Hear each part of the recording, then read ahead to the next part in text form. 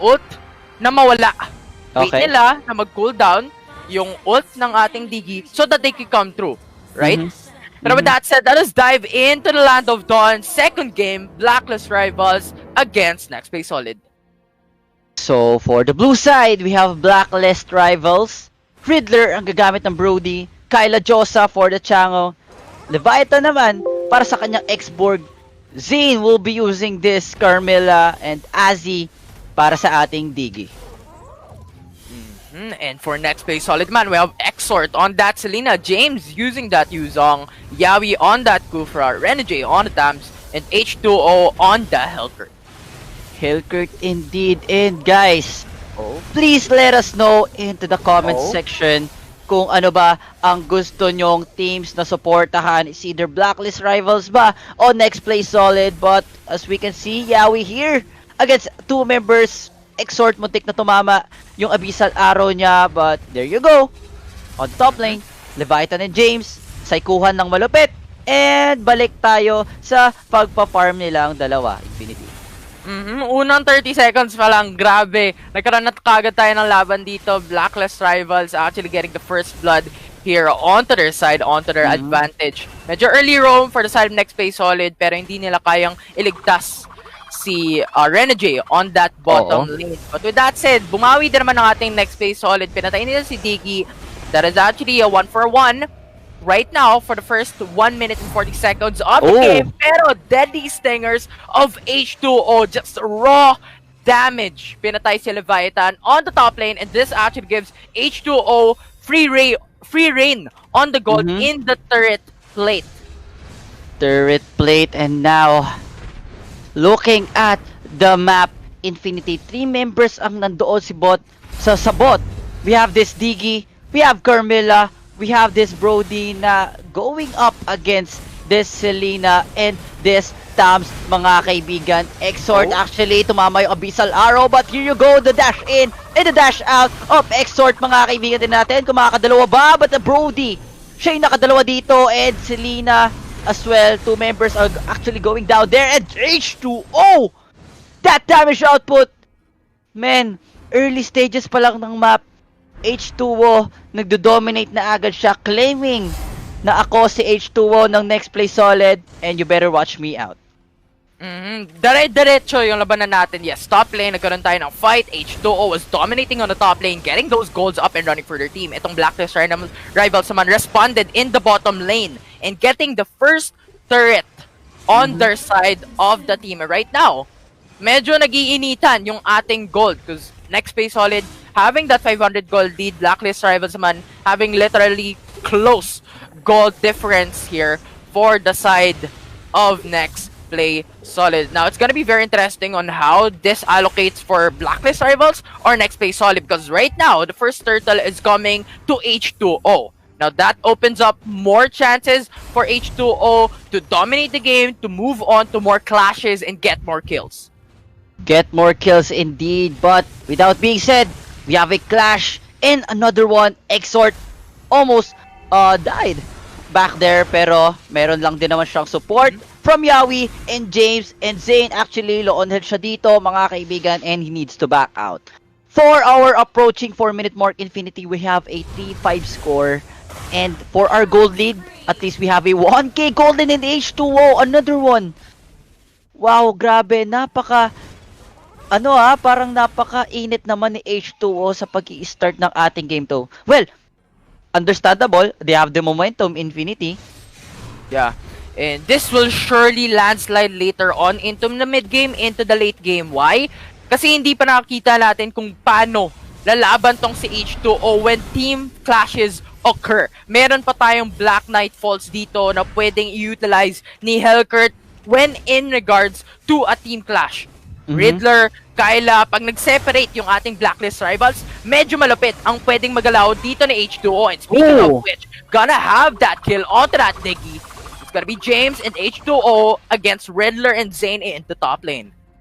Wow, H2O, talagang mainit na mainit. 4-0 with that 5-minute mark, mga kaibigan. And Yawi, din naman, talagang napakita niya yung Yawi ng mundo as the tension rises, getting a kill against Zane, mga kaibigan. H2O, what a peaceful performance from him this time. And Blacklist Rivals, makakuha sila ng kill from Exort, but actually, that is a support. Tingnan natin, Ready J against Azzy, makakuha pa ba ng isang kill? But no, Azzy able to survive that one, and idagdag mo na rin yung turtle na libre para sa Nexplay Solid. Ngayon nakikita natin yung stats, diba? Naging landslide yon for the side of Nexplay Solid. Look at the difference in terms of gold and XP. Nexplay Solid, ito yung hinahanap nila na tempo. That would give them the edge when it comes to the 10-minute mark, when it comes to the mid-game. Ito na yung makukuha nila yung mga kills na gusto nila, makukuha nila yung objectives, and especially that Lord na mahanap nila on the 90-second mark. Actually, the Dege pick would have been better, no? If sama-sama sila, kaso nga lang, inaantay kasi talaga. Well, look at that. The time journey, sinave sila doon, but the damage output na meron si James, na meron si H2O, na meron si Renny J, talagang hindi kayang isustain ng times journey na meron si Azzy. But look at Renny J, tamang trabaho lang sa may bot lane as the 3 members there approaching for him. Meteor Shower has been casted dito. Renny J low on health na siya. Actually, kalahati na. Tingnan natin kung mabubuhay pa ba as Renny J pumalag pa nga against 4. Change will get the kill by Kyla Josa. Sabi ng Nexplay Solid, okay lang guys, nakuha natin ang tier 2 turret in the bottom lane. That would give us map control, that would give us lane pressure against Blacklist Rivals. And yes, namatay si Renny J doon, but that is objectives taken for the side of Nexplay Solid. Tingnan natin how they would do it, because Blacklist Rivals right now is getting a lot of pressure on each and every lanes na ginagawa ng ating Nexplay Solid. Nexplay Solid, wow, yawi na naman. Napilitan mag-times journey si Asin doon. Kung pwede nila i-go to, pero isa lang ang nakuha ng yakap ni Yawi doon, mga kaibigan. And Nexplay Solid, they need to fall back this time because their core tank is now down. Nexplay Solid, finding a new way to finish this one off.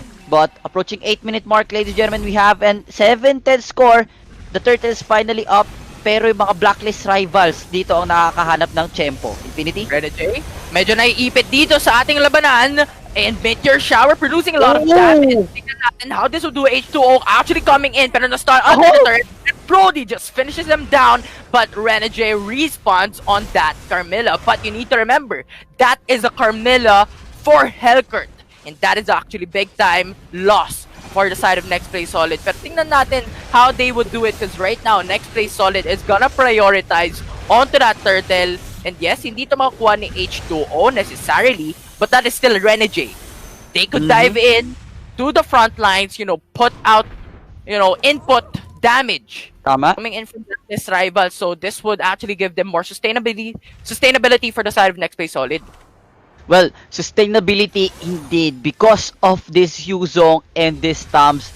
Well, siguro they rely much on H2O, pero pag namatay yung ating H2O Infinity, well, napaka sakit sa ulot nito ng Nexplay Solid, and malaking relief to for Blacklist Rivals because inasim ni H2O si Riddler doon sa may inhibitor turret, and that gives him a lot of space actually.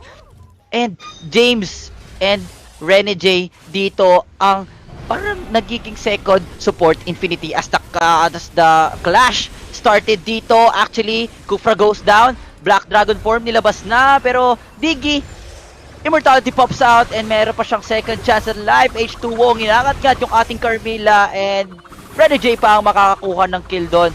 Nexplay Solid, they need to fall back. Blacklist Rivals, they need to defend because the Lord is now at the 40 seconds timer. Dito na natin makikita kung sino ba talaga ang tunay na makakakuha ng ating game number 2, Infinity. Right now, the standing is 9-13 in favor of Nexplay Solid, having that 5k gold lead as well, and 5 turrets down for Blacklist Rivals in advantage for Nexplay Solid. Inhibitor turrets are the only ones remaining for Blacklist rivals in this game. Pag nawala to, that's actually gonna be very huge for the side of Nexplay Solid. And I really do think ito na yung tinitingnan ng ating Nexplay Solid when it comes to objectives. It's either the Lord or the Inhibitor turret. Inhibitor turret, but yeah, the Lord ang pinakamalapit, Infinity, yun ang sisimulan nila as H2O. Kinumit niya na yung deadly stinger niya doon. Pinakita niya lang naman kay Leviathan kung gaano na siya kasakit. Sinisimulan na yung Lord, ladies and gentlemen. And I think Blacklist rival, hindi na nila i-commit dito yung pag-i-steal or yung contest na tinatawag. Still, Nexplay Solid got their very first Lord. Tingnan natin, Infinity, kung ano ba ang mangyayari sa ating late game. And smart yung ginawa ni H2O. Why? Tinanggal niya yung shield ng ating Xborg on that fight. Hindi engage, hindi makakommit tong Blacklist rivals. Wala silang Last Insanity, wala silang Time's Journey na nakast ng ating Digi on those recent engagements, no? So, I really do think na binigay na nila itong Lord towards Nexplay Solid. Bawi na lang tayo later on pag lumabas na yung pangalawang Lord natin, and we'll surely try and take it back. Lumabas na ang Lord, and I am sure na lumabas na rin ang sticker sa inyong mga Nexplay app. Kaya ano pang inihintay nyo? Tingnan nyo na ang Nexplay app nyo para meron kayong chansang manalo ng Gcash coins at maipabili ninyo ng ating Pocky Box as the box of damage from H2O comes up. Here goes the Time's Journey from Azzy dito. James, masyata siyang maasim. And Nexplay Solid, they need to force back this one. H2O, nagdash papalayo dito. Renny J na iwas sa gitna. Pero look at the sustainability from Renny J, ladies and gentlemen. Gusto pang bumalag sa apat. Pero actually, Torre ang nagbigay ng mas mataas na damage doon kay Renny J. 12 minutes mark na tayo, mga kaibigan. 11-13. And what a game from this Hellcurt. Walang iba si H2O, mga kaibigan. Worthy sacrifice yung ginawa ni Rene J doon. Nakuha nila yung inhibitor turret in the mid lane. Ngayon, butas na ang mid lane for Blacklist rivals and even on the bottom lane as well. Now, hindi ka agad-agad makakaalis tong Blacklist rivals kanilang base. They need someone to defend it. And surely, pag nagkaroon tayo ng team clash dito, Nexplay Solid has the advantage. Advantage indeed. And Infinity, we have a rising tension as H2, wow! Killing that Brody and the other two members, H2O. Ginulat niya, bugbog di gulat, men. Si Riddler tsaka si Azzy, hindi nila inaasahan na magsosolo si H2O on their end. And Ben, grabe yung yung mindset ni H2O, tol. Wow. Now, 2 members remaining for the side of Blacklist rivals. Nakikita natin, nagsisplit push na ang Nexplay Solid. Kung hindi nila matapos to, they're gonna get the inhibitor turret in the top lane. Pero mukha nga, depensa muna tayo dito as Zane actually receiving a lot of damage, and Blacklist rivals in danger right now kasi lahat ng lanes nila butas na. Nexplay Solid has taken all inhibitor turrets for the side. So I think they are now just waiting for the Lord to show up para sa beautiful ending ng kanilang laro dito. And do take note, guys. Pag nanalo ang Nexplay Solid dito, they will be advancing sa ating upper bracket, pero ang Blacklist rivals, sorry to say, malalaglag lamang sila, no, doon sa ating lower bracket. Pero may chance pa rin naman. Huwag kayong mag-alala for the fans of Blacklist rivals kasi, yun nga, may lower bracket pa tayo. But without being said, 10 seconds timer para sa ating Lord Infinity. Ano ang masabi mo dito? Since merong retribution si Zane, merong retribution yung kanyang Carmela, if ever Nexplay Solid actually goes into the Lord, pwedeng pumunta dito si Zane, try to steal the Lord with that retribution. But keep in mind, pag nawala si Zane dito, wala nang tanking capabilities itong Blacklist rival. So, they either need to prioritize the Lord or they need to prioritize defending their base. Because right now, si Chang'e lang ang natetira doon as we have to get it. Once again, si Zane, napakalupit ng sustainability but is not enough on the damage of Nexplay Solid. Rene J, nandito sa likuran, pinatay na nga si Azzy pa. Tatlo na lang ang natetira for Blacklist rivals as Nexplay Solid has their sights onto that Lord. Man, next play solid. Napaka-solid nung team performance nila. Hindi man naabutan ng Tyrant's Revenge ni Yawi, si Carmilla doon, but yung Yuzong na ang pumasok. Hindi man kayo tamaan, meron pa rin Yuzong as team next play solid will claiming this Lord. Yawi, tamang stretching. Here goes. Umaabante na sila, engaging dito, pero may nahuli, nakabisal arrow, and that is gonna be Azzy, ladies and gentlemen. Oh, actually, Kyle Adjosa, ito si Azzy, pinapatay na ni H2O, and ang makakakuha ng kill, si James, mga kaibigan. The Lord will be marching para dito sa ating mid lane na Blacklist rivals. Let's see how the 3 members of Blacklist will manage to defend this one as Exhort, tinamaan nyo pa ng abyssal arrow yung Carmilla natin doon. And team Nexplay solid Infinity, they go for the GG push. This is it. Wow.